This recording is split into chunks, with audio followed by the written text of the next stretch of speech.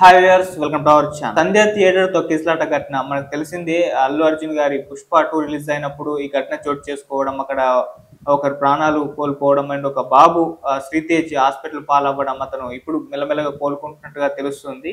అయితే ఈ ఘటన అప్పుడు 2 తెలుగు రాష్ట్రాలనే కాదు దేశవ్యాప్తంగా సంచలనం సృష్టించింది. ఎందుకంటే అక్కడ హీరో అల్లు అర్జున్ గారు కూడా ఈ ఇష్యూకి సంబంధించి అరెస్ట్ అయ్యారు. అంటే అల్లు అర్జున్ గారి వల్లే ఈ విధంగా తొక్కిసలాట జరిగిందని చెప్పేసి అప్పుడు ఆరోపణలు వచ్చాయి. ఆయన అరెస్ట్ చేయడం జరిగింది. థియేటర్ కి సంబంధించిన వాళ్ళని ఇలా కొన్ని అరెస్టులు అయితే జరిగాయి.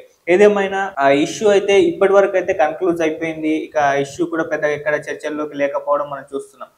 అయితే లేటెస్ట్ గా ఒక పరిణామం అయితే ఇష్యూకి సంబంధించి చోటు చేసుకోవడం, మరొకసారి ఇది తెరపైకి రావడం, మళ్ళీ ఇంకోసారి చర్చించుకోవడం చూస్తున్నాం. అదేంటంటే నేషనల్ హ్యూమన్ రైట్ కమిషన్ వాళ్ళు ఇప్పుడు ఈ ఇష్యూకి సంబంధించి వాళ్ళు సీరియస్ అయ్యారని తెలంగాణ చీఫ్ సెక్రటరీకి నోటీసు కూడా జారీ చేశారని చెప్పేసి చెప్తున్నారు. మరి ఇష్యూలో ఎన్హెచ్ఆర్సీ ఏం చెప్తుంది, మరి ఇప్పుడు సిఎస్ రాసిన నోటీసుల్లో ఏముంది, మరి ఇష్యూ మరోసారి తెరపైకి వచ్చింది, మరి దీనికి సంబంధించి అసలు ఏం జరగబోతుంది అన్న వివరాలను కూడా తెలియజేయడానికి నాతో పాటు మా జర్నలిస్ట్ వీని శ్రీనివాస్ గారు ఉన్నారు. వారిని అడిగి తెలుసు. Sir hi sir. సో సంధ్య థియేటర్ ఘటన అనేది తెలుగు సినిమా ఇండస్ట్రీకి అయితే ఒక గుణపాఠంలో అప్పుడు మారిపోవడం మనం చూస్తున్నాం. అంటే ఇంకోసారి ఈ విధంగా బహిరంగ ర్యాలీలు చేయడానికి వెనుకడుగు వేశారు.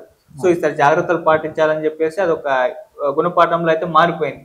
ఆ తర్వాత చాలా ఇన్సిడెంట్స్ మనం చూసాం. ఎక్కడ పెద్దగా ఇటువంటి ఏర్పాటు చేయకుండా మనం కూడా జాగ్రత్త పడ్డారు వాళ్ళు కూడా. మరి ఈ సంధ్య థియేటర్ ఇష్యూకి సంబంధించి ఇప్పుడు సైలెన్స్ అయిపోయింది అనుకున్న ఇష్యూ మరోసారి తెరపైకి వచ్చింది. మరోసారి అందరూ మాట్లాడుకుంటున్నారు. ఎందుకంటే దీంట్లో నేషనల్ హ్యూమన్ రైట్ కమిషన్ వాళ్ళు ఇన్వాల్వ్ అయ్యారు, వాళ్ళు సీరియస్ అయ్యారు.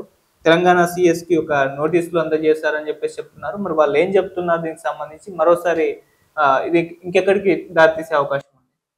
అది మానవ హక్కుల కమిషన్ అది ఏంటంటే దీన్ని సీరియస్ గా తీసుకుందనమాట. సీరియస్ గా తీసుకుని వివరణ అడగడం జరిగింది తెలంగాణ గవర్నమెంట్ ప్రధాన కార్యదర్శిని.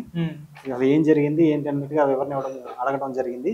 అదేవిధంగా బాధిత కుటుంబానికి 5 లక్షల నష్టపరిహారం చెల్లించాలని చెప్పి కూడా ఆదేశించడం జరిగింది. ఓకే. అయితే వీళ్ళు అంతా ఎక్కువే అటు ప్రొడ్యూసర్ కానీ హీరో కానీ వీళ్ళందరూ టీము పుష్ప 2 టీం సంబంధించి అమౌంట్ ఇవ్వడం జరిగింది.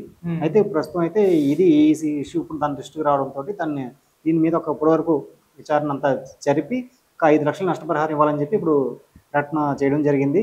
అలాగే గవర్నమెంట్ నుంచి కూడా ప్రధాన కార్యదర్శి నుంచి అలా వివరణ ఇవ్వాలని చెప్పి నోటీస్ పంపించడం జరిగింది. అది ఇప్పుడు మరి చూడాలి, ఇప్పుడు గవర్నమెంట్ ఎలా రియాక్ట్ అవుతుంది, వాళ్ళకి ఏమని వివరణ ఇస్తుంది అన్నది చూడాలి. ఓకే. ఈ ఘటన లాస్ట్ ఇయర్ డిసెంబర్ లో జరిగింది. మరి ఇప్పుడు హ్యూమన్ రైట్ కమిషన్ ఎందుకు ఇన్వాల్వ్ అయింది, ఇప్పుడు ఎందుకు నోటీసులు జారీ చేసింది? అంటే ఇది ఇప్పుడు సమస్య పోయింది అని అనుకున్నారు అందరూ కూడా, మళ్ళీ దీన్ని తెరపైకి ఎందుకు తీసుకొచ్చింది? అప్పటి నుంచి అప్పుడు అయిపోయింది అనుకున్నారు, కానీ అప్పటి నుంచి దాని విచారణ అంటే వార్తలు ఎక్కువగా లేకపోవచ్చు, కానీ అది అంత త్వరగా క్లోజ్ అయ్యే ఇష్యూ కాదు కదా. దాని హెల్త్ ప్రాబ్లం, శ్రీతేజ్ హెల్త్ ఎలా ఉందో మనం చూస్తున్నాం. దానికి సంబంధించి అది ప్రచారణ అలా జరుగుతూనే ఉంటుంది.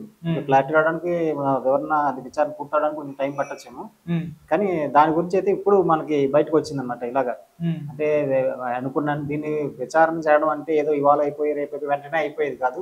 ఒక పెద్ద ప్రాసెస్ ఉంటది.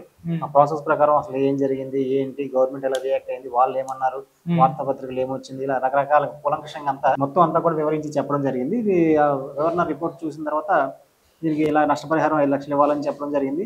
అలాగే వాళ్ళకి నోటీసులు కూడా పూర్తి స్థాయిలో ఇవ్వమని చెప్పి ఒక నోటీసులు కూడా జారీ చేయడం జరిగింది. ఓకే. ఇప్పుడు నష్టపరిహారం ఎవరు ఇవ్వాలి? అల్లు అర్జున్ గారా, లేకుంటే ప్రభుత్వమా, లేకుంటే అంటే ఎన్హెచ్ఆర్సీ ఎవరు ఇవ్వాలని డిమాండ్ చేస్తుంది? అంటే నాకు ఉన్న సమాచారం ప్రకారం అయితే ఈ టీం సంబంధించి పుష్ప 2 టీం సంబంధించి ఇవ్వాలని చెప్పడం జరిగింది. అయితే అంతకన్నా మనకు తెలుసు, హీరో కానీ ప్రొడ్యూసర్ కానీ డైరెక్టర్ కానీ ఒక్కొక్కరు ప్రత్యేకించి ఇవ్వడం జరిగింది. అలా కొంతమంది అయితే పర్సనల్ గా కొంతమంది ఇవ్వడం జరిగింది, నష్టపరిహారం అని చెప్పి ఇవ్వడం జరిగింది.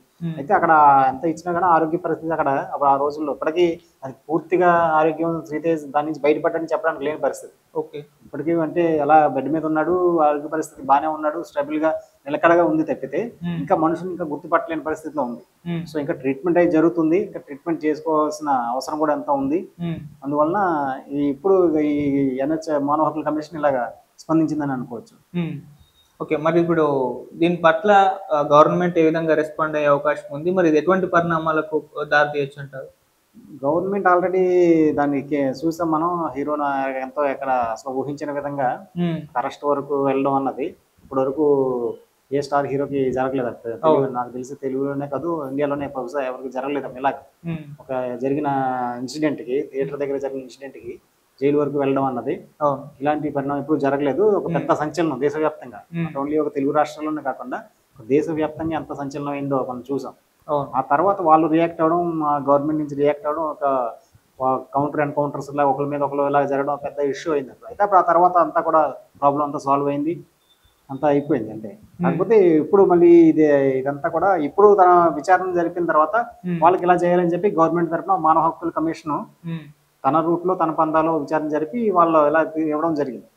ఆల్రెడీ హీరో కానీ డైరెక్టర్ కానీ ప్రొడ్యూసర్ కానీ వాళ్ళకి నష్టపరిహారం ఇవ్వడం జరిగింది. అలాగే ఎప్పటికప్పుడు వాళ్ళతో టచ్ లో ఉండి ఏం జరుగుతుంది, ఎలా ఉంది పరిస్థితి అని కూడా వాళ్ళు ఎప్పటికప్పుడు సమాచారం తెలుసుకుంటున్నారు.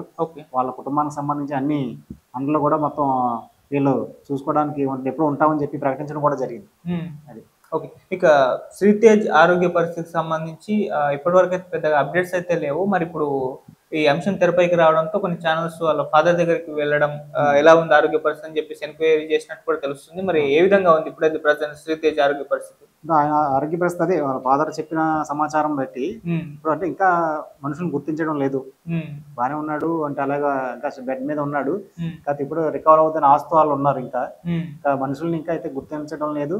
కానీ మనిషి మాత్రం ఆరోగ్యం హెల్త్ గా డాక్టర్స్ అందరూ చెప్తుందంటే ఇంకా కొంచెం ట్రీట్మెంట్ అలా తీసుకోవాలి, గల నిలకడగానే ఉంది అని ఆశతో వాళ్ళు ఇంకా దీని నుంచి బయటపడిపోయి గుర్తించి మనుషులు గుర్తించే స్టేజ్కి ఆయన వస్తాడన్న ఆశతో అయితే ఆ ఫ్యామిలీ ఉందని. సో ఇది మరి ఎన్హెచ్ఆర్సీ ఒకసారి సీరియస్ అయిపోయింది ఇష్యూ పైన. అంటే ఇది జరిగి చాలా కాలం అయినప్పటికీ కూడా ఎన్హెచ్ఆర్సీ మాత్రం దీన్ని విడిచిపెట్టే ప్రసక్తి లేదన్నట్టుగా ఇప్పుడు పరిస్థితి చూస్తే అర్థమైపోతుంది. అటు చీఫ్ సెక్రటరీకి ఒక నోటీసులు పంపించింది, దీనిపైన వివరణ కావాలి, క్లారిటీ ఇవ్వండి అని చెప్పేసి. మరోవైపు 5 లక్షల కాంపెన్సేషన్ కూడా బాధిత కుటుంబానికి కంపల్సరీగా ఇవ్వాల్సిందే అంటూ డిమాండ్ అయితే చేస్తుంది. మరి ఇది